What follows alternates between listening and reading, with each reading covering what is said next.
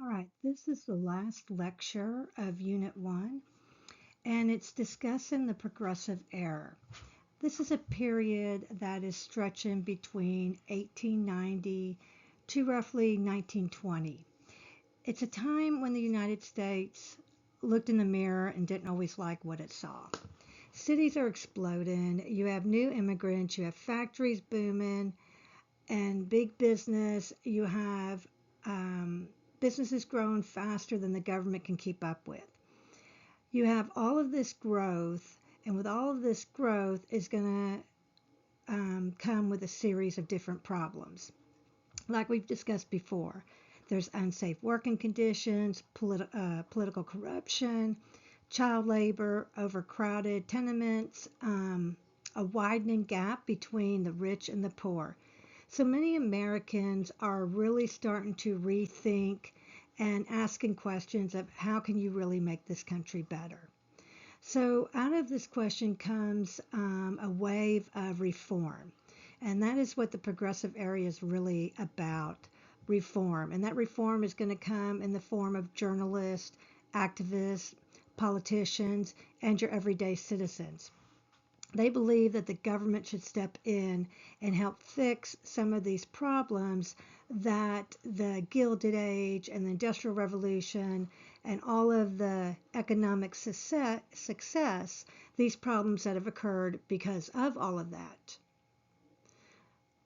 So one of the most interesting things about the progressive era is how ordinary people just sparked extraordinary change. For example, what we talked about earlier, the muckrakers, the journalist who exposed what was really happening in the meat packing plants, the corruption in the government, the children in the streets. And then also you have reformers like Jane Addams that really is going to affect women and immigrants. You're going to have political leaders like Theodore Roosevelt, Teddy Roosevelt. He's going to take on giant corporations, and he's going to be the one who creates the national park system in order to protect millions of acres of land. So it's a time when Americans believe that progress isn't just automatic. It's something that you're going to have to fight for, and it's something that you're going to have to adjust. And as you progress, you also are going to have to solve the problems that come along with that type of progression. So this is really the progressive era. It's fixing the problems that are created by rapid industrialization. Um, it is, like we talked about, taking care of the working conditions, the corruption in government, the corruptions with the political machines. Um, and it's going to go from the normal citizen working on the change all the way up to the president. All right, this is a recap of the Grange movement that we have already talked about that began after the Civil War. Remember, I told you all of these um, lectures do intertwine at different points. So you have the issue with the Homestead Act and trying to improve the land and not having all the things that were necessary to improve the land and the difficulty of not having the knowledge of how to do it. You have a group of farmers, a community that comes together. They create the Grange movement.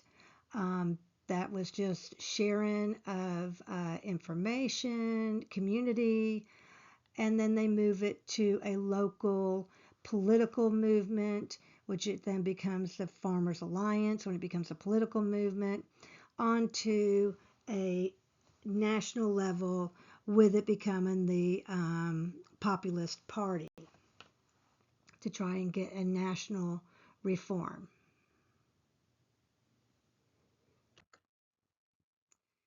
All right, so let's start with the populist party because we haven't really talked about the populist party with the Grange movement and the Farmers Alliance. So the populist party is the common man, the people. It's the People's Party. And the period we're talking about is 1891 to 1896. So Populist Party is known as the People's Party.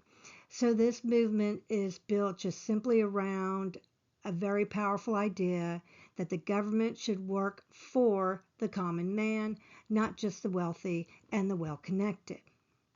Okay?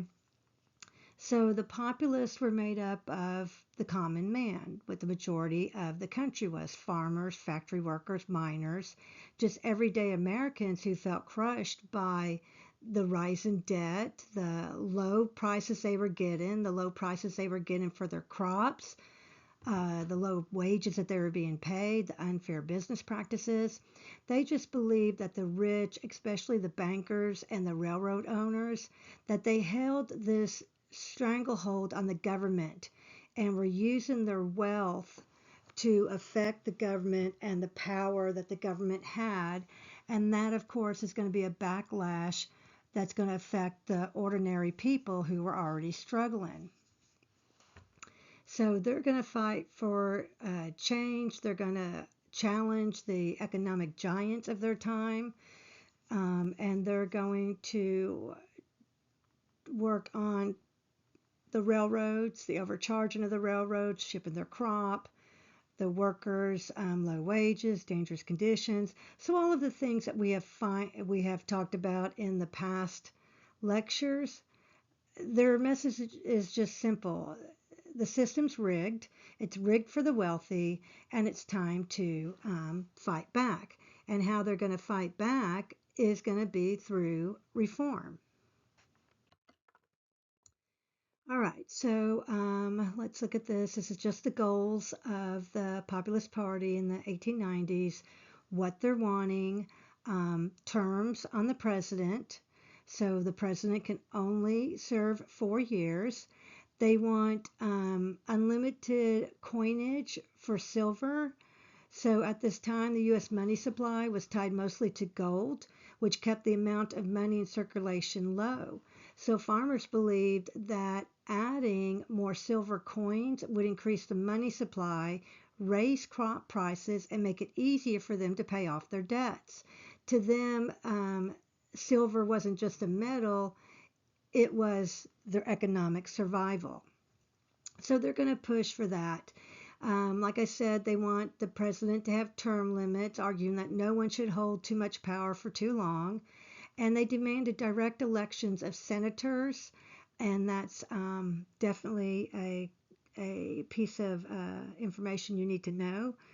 And the reason for that is so that ordinary people, not state legislators, not people who are already in government, but ordinary people could vote for who represented them. And this at the time is going to be a radical idea.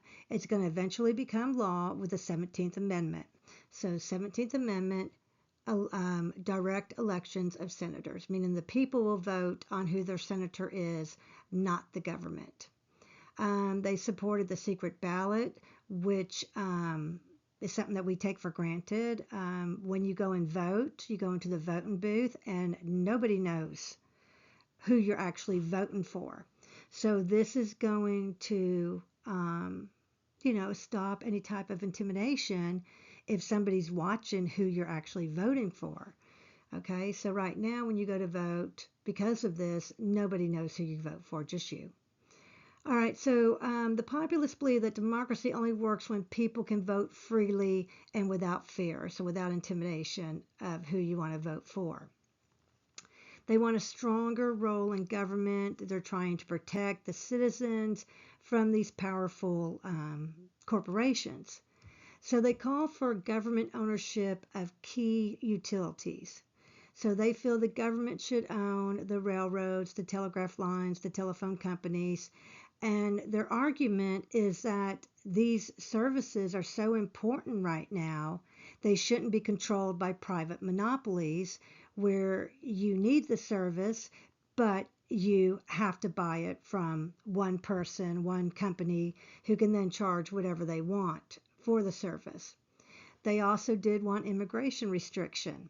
They wanted quotas on how many people could enter the country. they also wanted a gradual income tax. This would require the wealthy to pay a higher tax rate than the poor. This idea is going to become part of the 16th Amendment. And the other thing is that they're still fighting for a shorter workday, just 8 hours, to to protect workers and from exhaustion, and they still want better working conditions. So by 1890, the Populist Party had really grown from just this farmers community to regional protest to being an actual political force. In 1892, they're going to shock the nation by actually winning seats in Congress.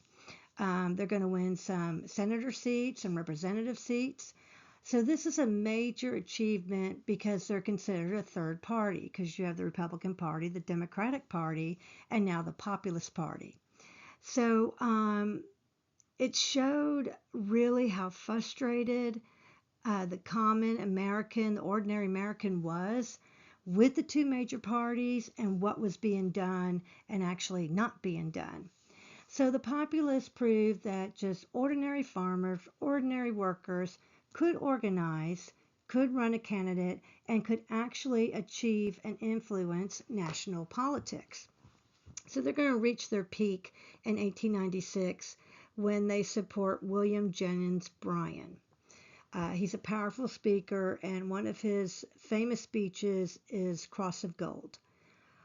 So Bryan argues passionately for the unlimited coinage of silver, which, if you remember, is what the Populist Party wants. So he believes that this is going to help struggling farmers by increasing the money supply. His speech becomes one of the most famous speeches in American political history. But despite the excitement that was going around and the Populist Party winning seats in the Senate and the representatives, he's going to lose the presidential election to William McKinney. And the defeat does come as a major blow to the Populist Party. So the influence that they had, that high that they had in 1896, where they were really making a difference, that just starts to fade out. And the populists and the idea that a third party can shape American politics, even though they don't win the national election, many of the reformers of the Populist Party fought for, such as direct election of senators, they're going to get that. Graduate income tax, they're going to get that. Banking reforms, they're going to eventually get that. So even though they did not win the presidency, they still showed that just winning the seats at a national level in the Congress and representatives and working at the local levels, that the people still have some control in what is done.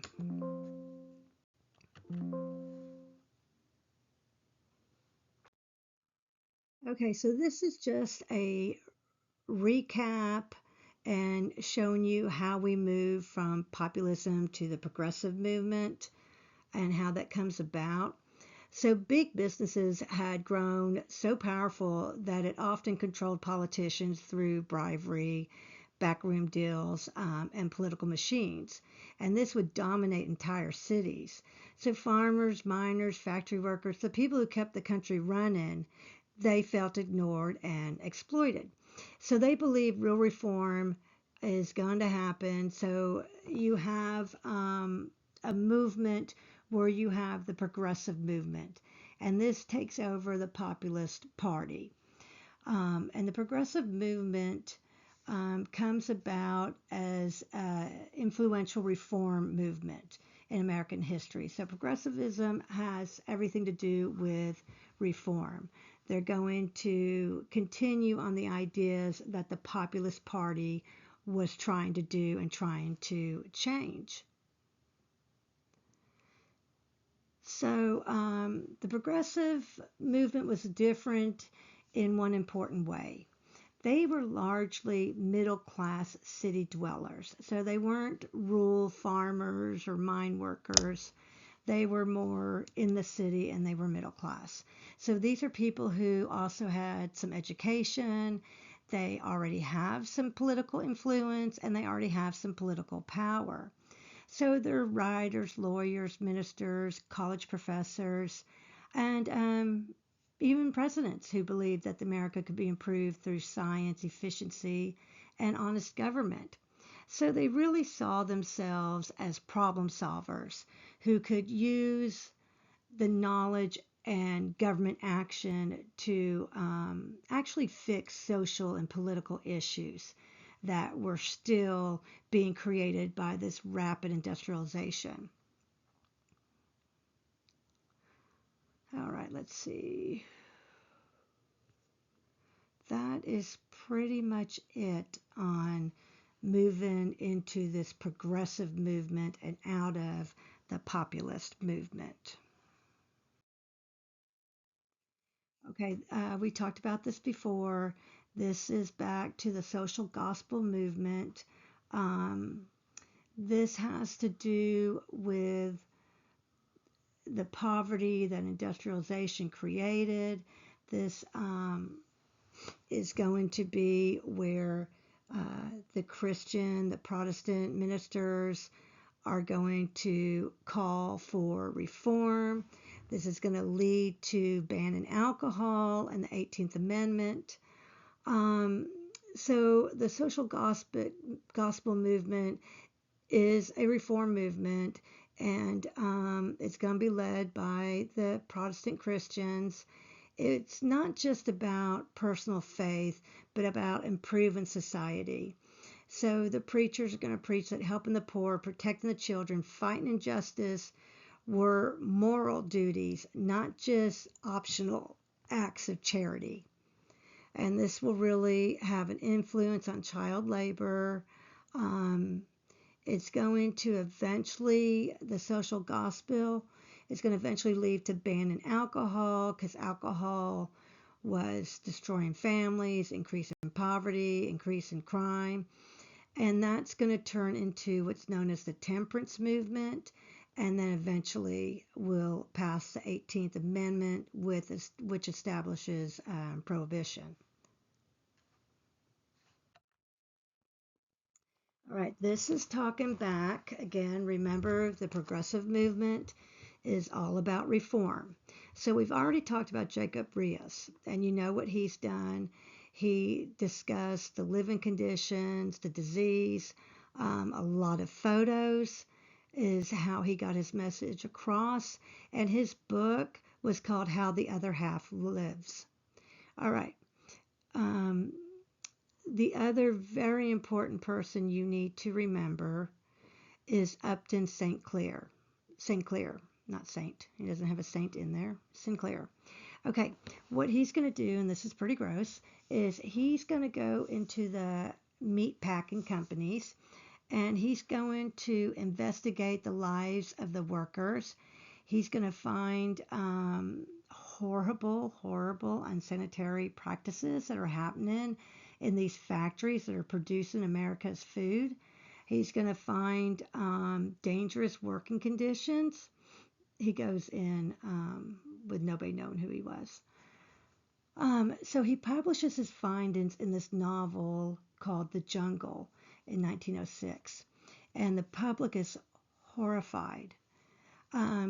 He later jokes that he wrote the novel because he wanted to get to the nation's heart, and the only way to get to the heart of the nation was through its stomach. So people are going to read about these disgusting things that they do in the meat packing and even further into other food processing factories. And it's really, since it affects them, right, because they buy the food, they eat the stuff, it's really going to get change, and it's going to get a lot of change.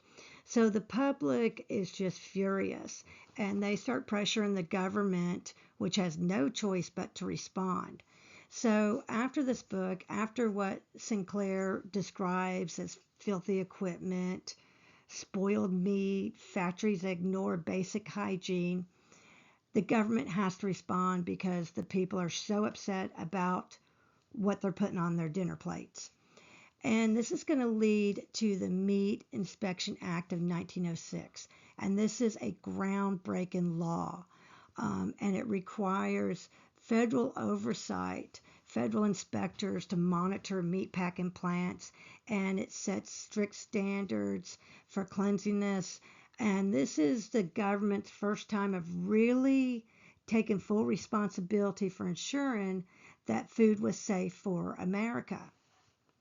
So Sinclair, The Jungle's the book that he talks about the dangerous conditions in the meat packing, and then the government responds by the Meat Inspection Act, and this is huge. The other thing because of this is they take it a step further, and they're going to pass that same year the Pure Food and Drug Act, which requires that food and medications be pure, honestly labeled, free from dangerous ingredients. This is before this law, companies could sell whatever they wanted. They could sell contaminated food, fake medications. There's no oversight. So what Sinclair did was really get government regulations where we needed them the most.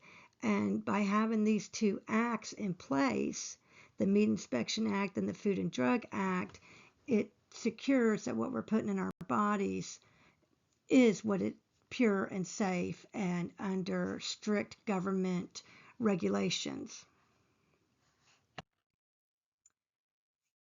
Oh, let me get all these pictures up. Sorry about that. Okay, look at these labels. It's crazy. All right, so like we talked about before, advertisement's going to really take off. But look at what they're advertising. Look what you could get. So you could get some heroin. It's going to relieve your coughs. Cocaine was great for a sore throat. And Coca-Cola used to have cocaine in it too, because Coca-Cola with the cocaine was started as a cough and cold throat medicine. And you could get all this through the mail. So you could get your heroin through the mail. That's hilarious. All right, so these advertisements I just wanted to show you because they're crazy. You also could get snake oil if you needed snake oil for your headache or arthritis. And this is where salesmen would travel from town to town, putting on flashy shows, promising miracles if you got their snake oil. So these are, though the snake oil will go away, it'll get banned because of the harmful ingredients. But it's going to be a little while until science catches up and realizes that maybe we shouldn't be doing heroin to relieve our cough. Okay, these are your muckrakers all in one place. Well, not all of them, because you already know about Rios and Sinclair. I always want to make him a saint. I don't know why. Okay, you have Nash. He's a political cartoonist, and he's going to bring about the corruption. He's going to expose the corruption with Tammany Hall and Boss Tweed. That's the political machine in New York.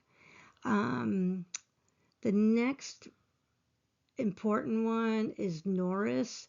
He writes The Octopus, and that is exposing the high railroad fees and what they were doing to the farmers.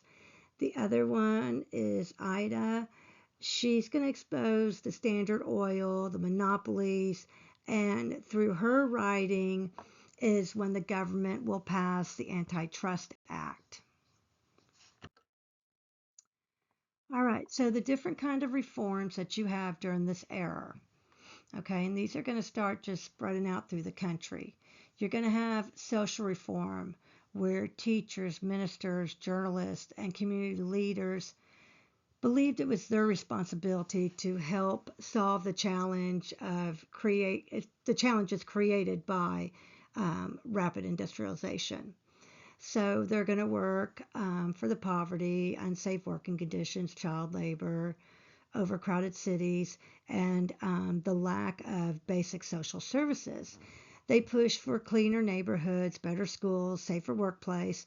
If you remember, I was telling you that child labor, the reformers are going to eventually pass laws that the children have to then be in school.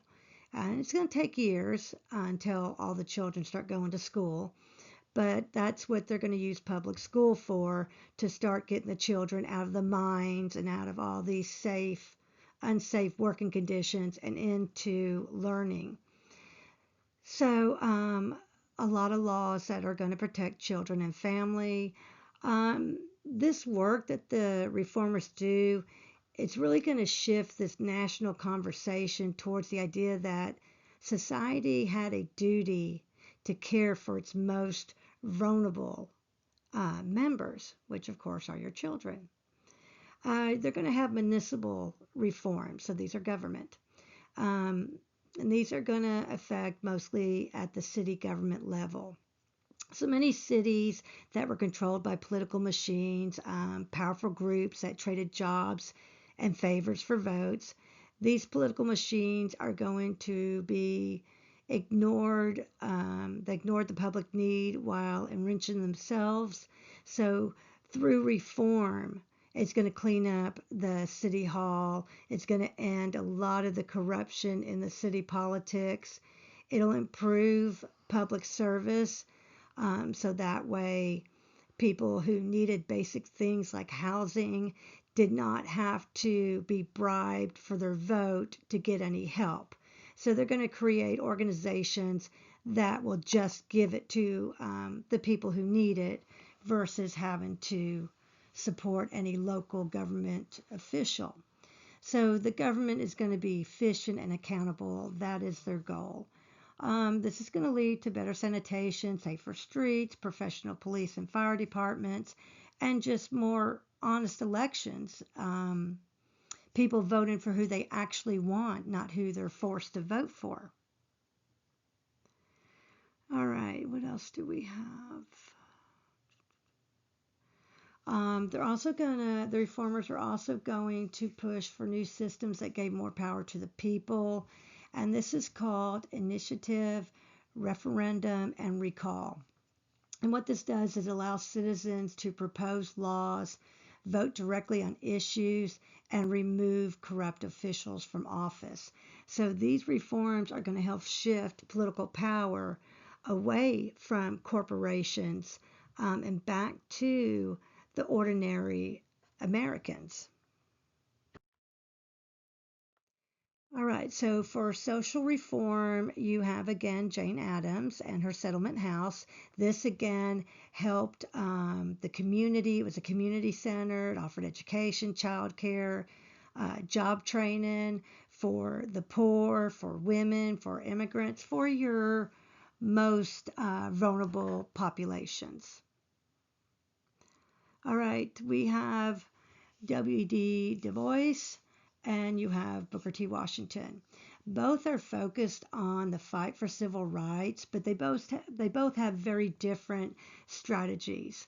So W.B. Du Bois, he's the first African American to earn a PhD from Harvard.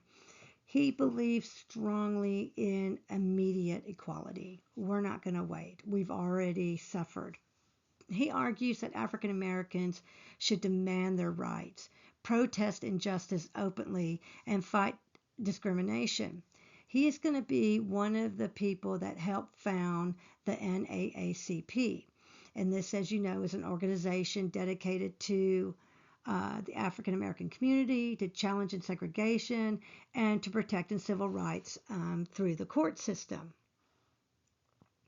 So where Du Bois differs with Washington, who's another influential leader of the time, Washington believes that African Americans would gain equality gradually, but the focus would be on job training, education, and economic success. So Washington believes more that they needed to get these things in place, then they could demand their civil rights. Whereas Du Bois believes that I should have my civil rights right now, right away. So both are going to have a huge impact on the African American community. Let's see, who else do we have? Um, Wells is your journalist, and she was a teacher. She fights for civil rights, but she dedicates her life strictly to exposing the brutal reality of lynching in the United States. So her whole campaign is National Anti-Lynching Campaign. Lynching is where they would take an African American person, always, probably 99% of the time, just a mob or a group that had control, and they would hang them in a tree. That's lynching, putting the rope around the neck and hanging them. And there was nothing really stopping this. This was not allowed necessarily or approved, but it wasn't stopped. And so she dedicates her entire life to creating a national lynching campaign and efforts to demand a federal law that literally said you could not do this. Um, so that's kind of a hard one to swallow, that there was not a federal law that this was allowed. But that is what she is known for as her life work.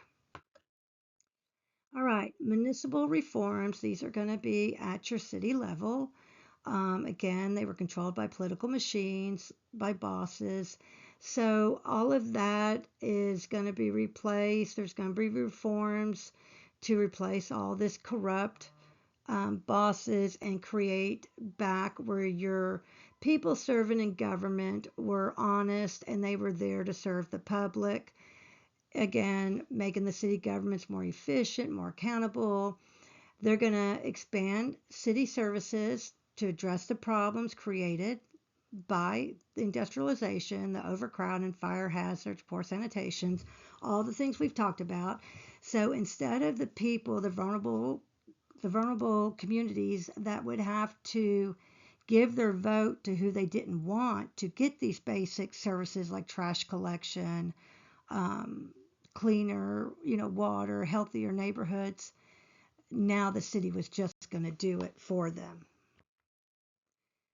Political reform. This was one of the major goals of the progressive movement. This is hoping that a government's more democratic and more responsive to just the ordinary people. It's going to try and end political corruption and dislodge all the influence that big businesses had on American politics. They're going to push for all different types of reforms to give the citizens a stronger voice in the government. So their goal is simple. It's put the power back in the hands of the people. Okay, so they're going to introduce new tools that allow citizens to participate directly in lawmaking. And these are important. There's the initiative. This gives voters the power to propose their own laws, bypassing lawmakers who might be influenced by special interests. The referendum allows voters to demand that legislation place a bill on the ballot so the people could vote for it directly. And recall gives the citizens the power to remove elected officials from office through special elections if there is any type of corruption or they're not doing their jobs. So these reforms made government more accountable and really gave the ordinary people a say in government and a chance to challenge corruption. Civil reform, we've already kind of talked about this too. So the biggest issue was, of course, that politics had the spoil system where politicians would reward their supporters, their family, anybody who voted for them and helped get them where they were. They would give them jobs in the government where they were not qualified for at all. And this helped get the person elected, but, created a very poor run-in government. So they're going to create the civil service reform. And this system is widespread. It becomes a normal part of politics. And you have to be credible for the job that you want to hold. So all of this is going to come about in 1883. They're going to pass the law, the Pendleton Act, and it's going to create the Civil Service Commission. The commission is supposed to introduce a new system in which government jobs are awarded based on merit, not political connections. Applications had to take exams and prove they were qualified, and where hiring was based on skill rather than favoritism. So I'm not sure quite how the Pendleton Act would favor right now in 2026, but we will see. So this is going to help reduce corruption. It's going to improve overall the quality of public service and try and keep the government people in the highest positions accountable for who they appoint. These are your progressive presidents. You have Roosevelt, Wilson, and Taft. Roosevelt is going to serve 2 terms. He is the president that his agenda is called the Square Deal. It's a fair and honest approach to government that protects the ordinary people from the abuses of big business. That was his presidential promise. So one of the major parts of the Square Deal was passing laws to protect consumer health. And he's going to do that with the Meat Inspection Act and the Pure Food and Drug Act.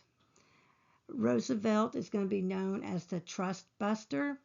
He believes that some trust and large business combinations are useful to help the economy, but most are unfair. One more fact about Roosevelt was that he is the one who created the national park system and gave us our national parks and protected the land. All right, so when Roosevelt finishes his presidency, he's really close with William Howard Taft. So he wants Taft to be his successor, and so he strongly supports him for the Republican nomination. So with Roosevelt's backing, Taft wins the 1908 election, and he promises to continue Roosevelt's progressive reforms. At first, Taft did follow much of what Roosevelt's agenda was. He broke up monopolies, he strengthened government regulation, but over time, Taft began to move away from some of the more aggressive, progressive policies that Roosevelt had believed in. So when this happens, there's a shift, and it deeply angers Roosevelt, who felt that Taft had abandoned the spirit of reform. So as the next election approaches, the disagreement between these 2 former political allies grows into a full political battle. Roosevelt decides to run for the presidency again. But when he failed to win the Republican nomination, he forms a third party, the Progressive Party, better known as the Bull Moose Party. So Roosevelt's decision is going to split the Republican vote between him and Taft, because the Republican Party is putting their support behind Taft. So when you have a party that's divided, it's very hard for either man to win the election, because the total votes are not going to one, they're going between the 2.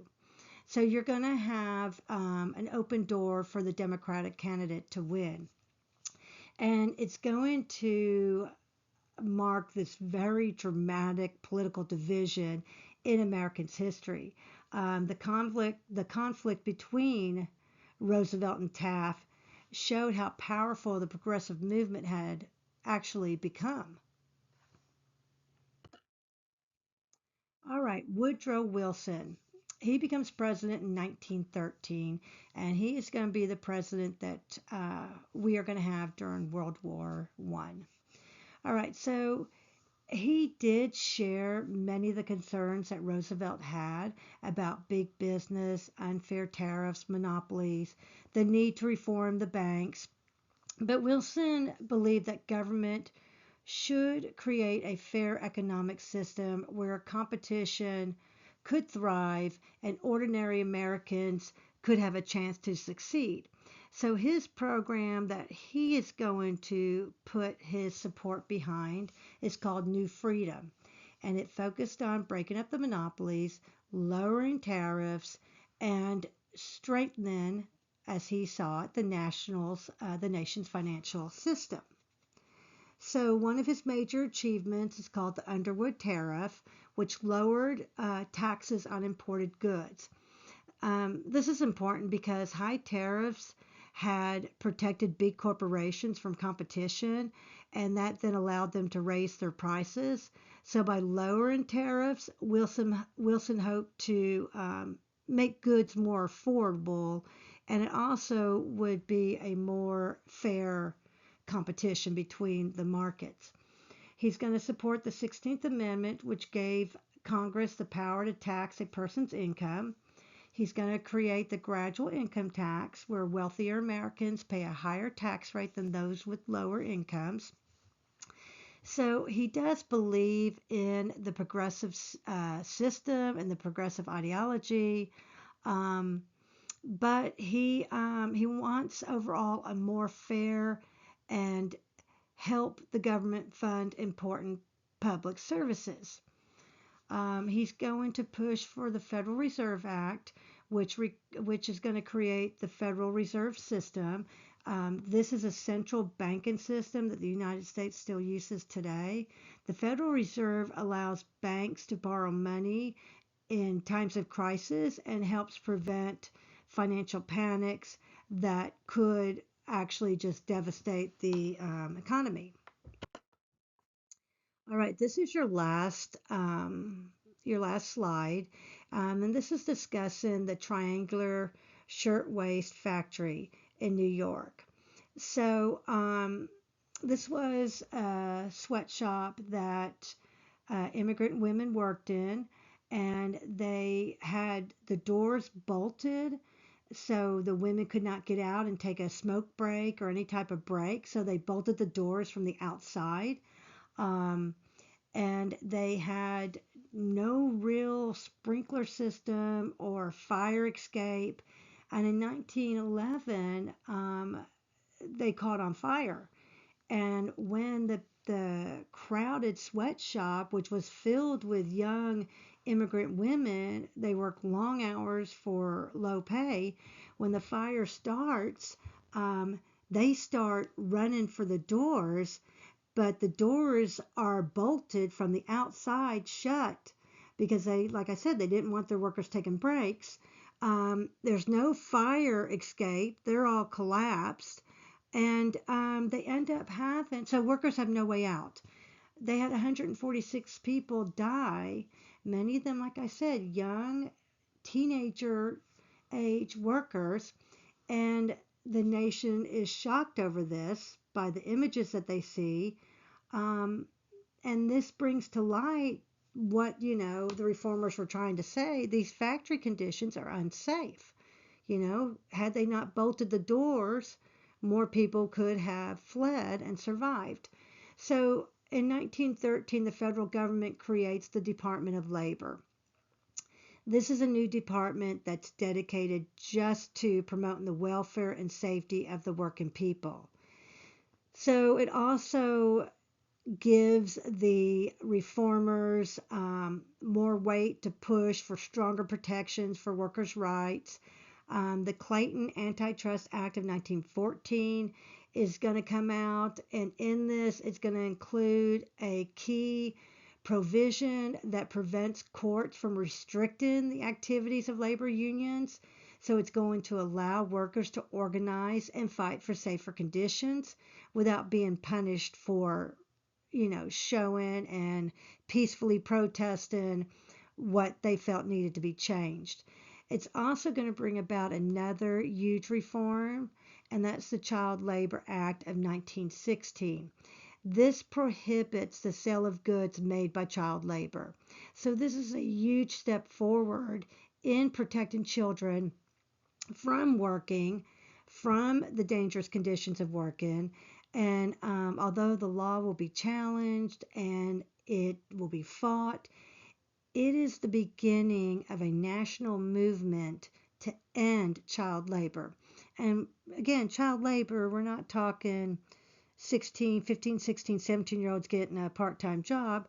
We're talking 3-year-olds, 8-year-olds working 8 hours, 9 hours a day in horrible conditions.